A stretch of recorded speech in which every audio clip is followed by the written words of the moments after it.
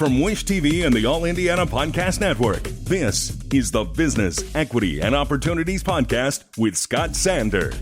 Welcome to the Business, Equity, and Opportunities Podcast. I'm Scott Sander. On this episode, we observe National Women's Small Business Month and National Disability Employment Awareness Month, and see how the Circle City Classic was a hit with entrepreneurs and those seeking investors.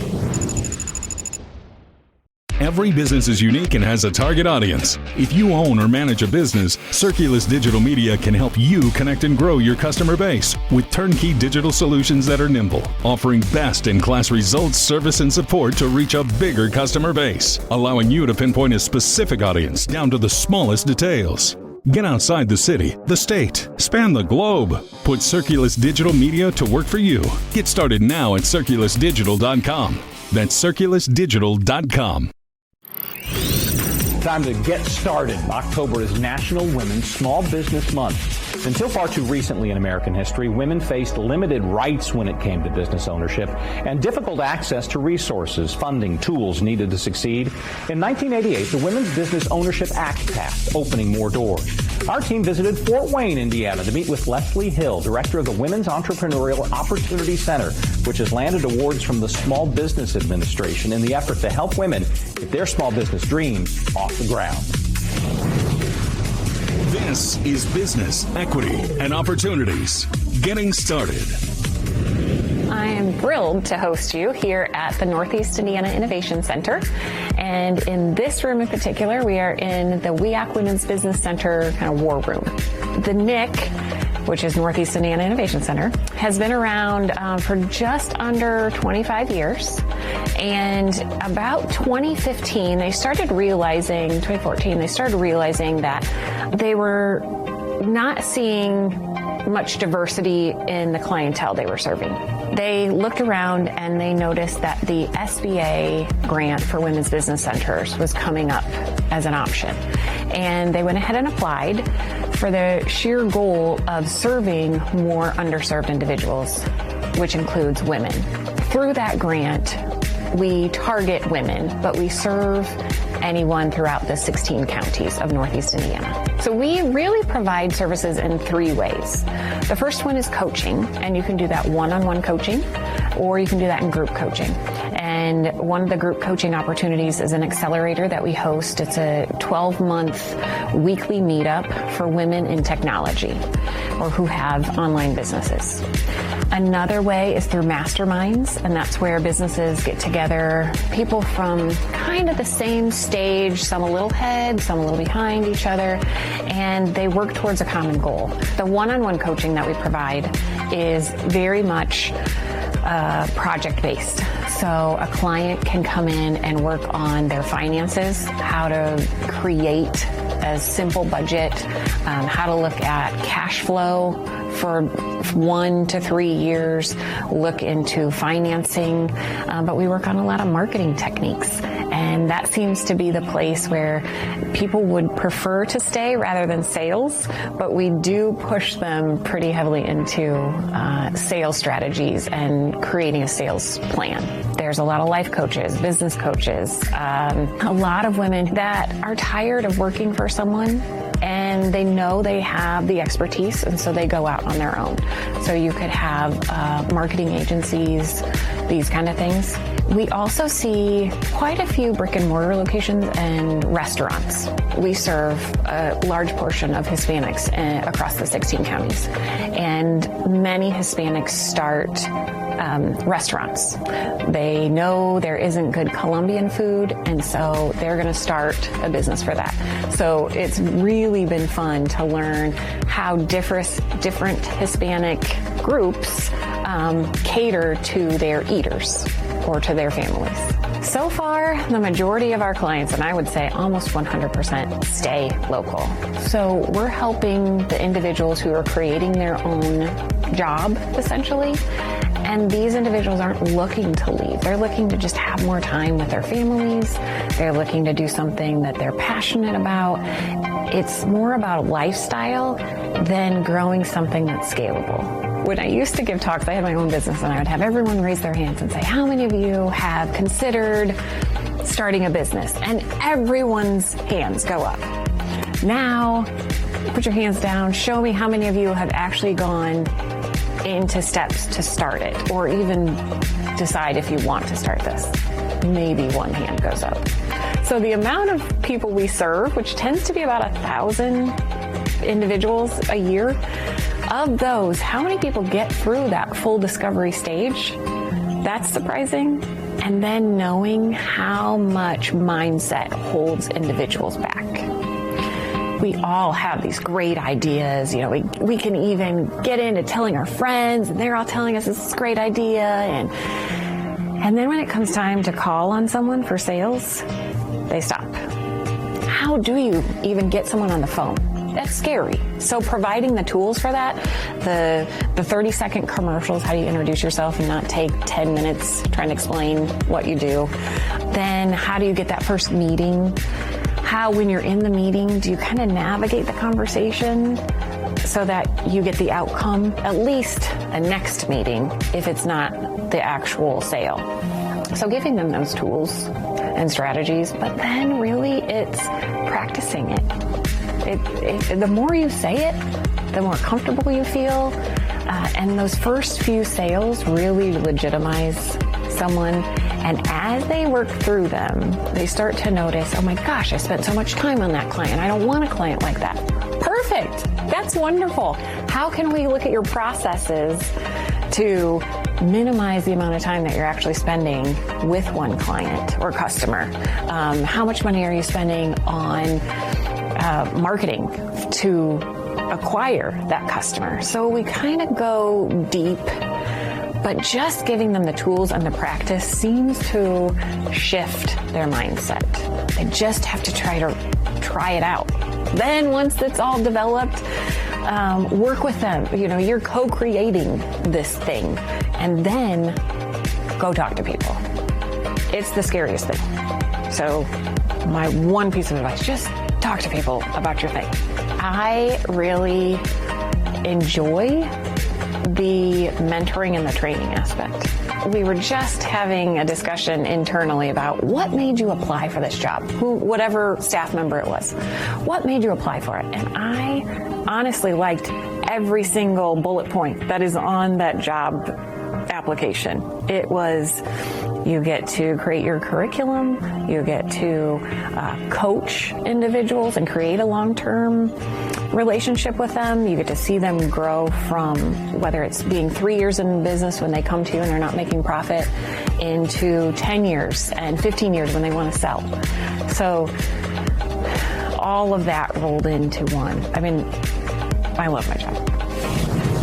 Time for Access to Capital. The headline event of the Circle City Classic, of course, is an annual football game between two historically black colleges and universities. It has grown, though, to become far more than just about a game that also brings small businesses, entrepreneurs to the host city of Indianapolis for a chance to network and do a little business.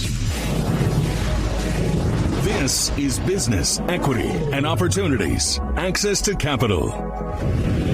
My name is CCC. I'm an entrepreneur in residence at Elevate Venture, focusing on the software and B2B SaaS verticals.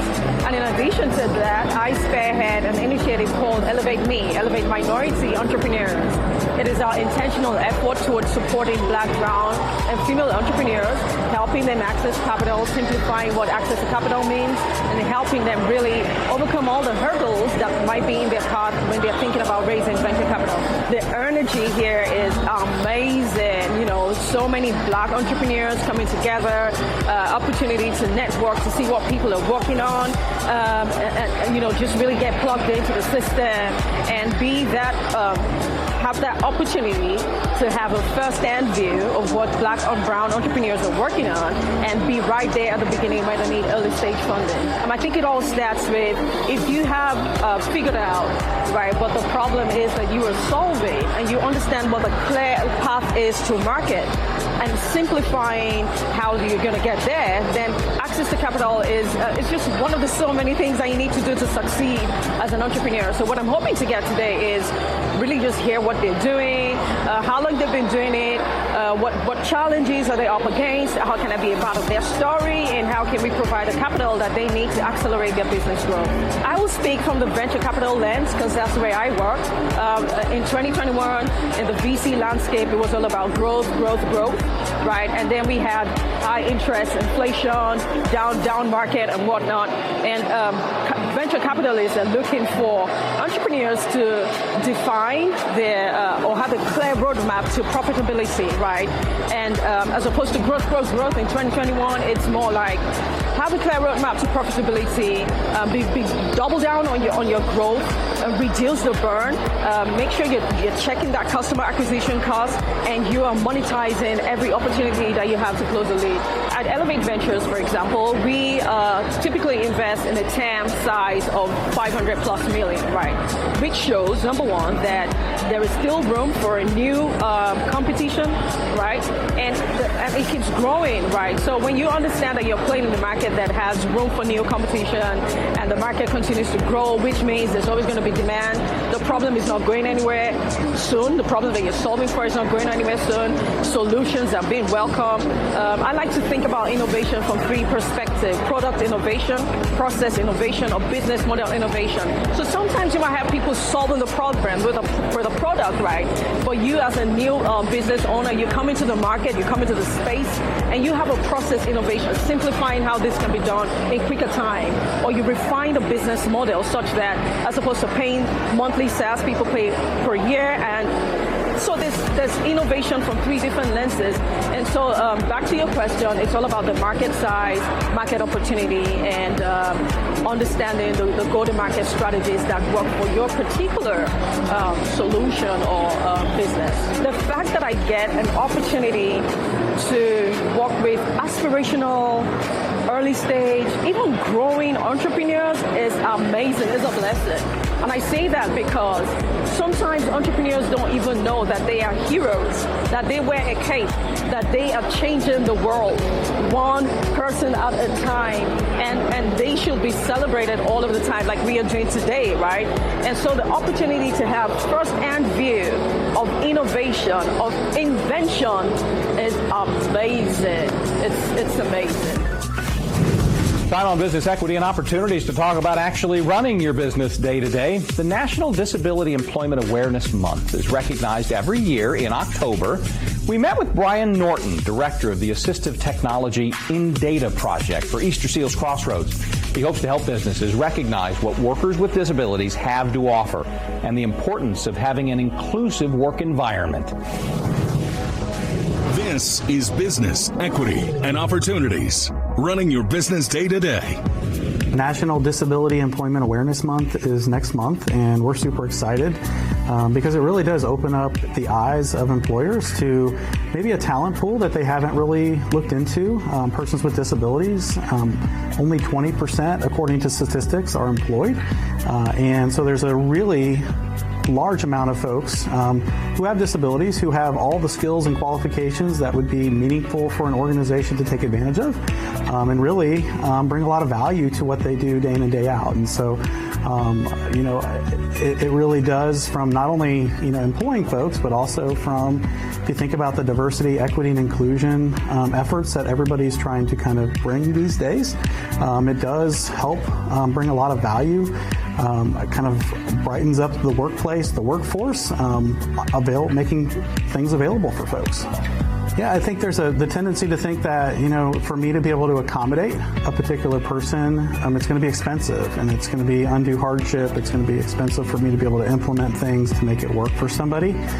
Statistics have shown that most accommodations are $500 or less, that it isn't all that expensive, and most of those accommodations that are made are $0. So the more expensive ones are $500. The less expensive ones don't cost anything at all, and a lot of the accommodations that are put into place for folks can be used by everybody. So there's universal design concepts where what's helpful for the person with disability is also helpful for just about everybody else as well.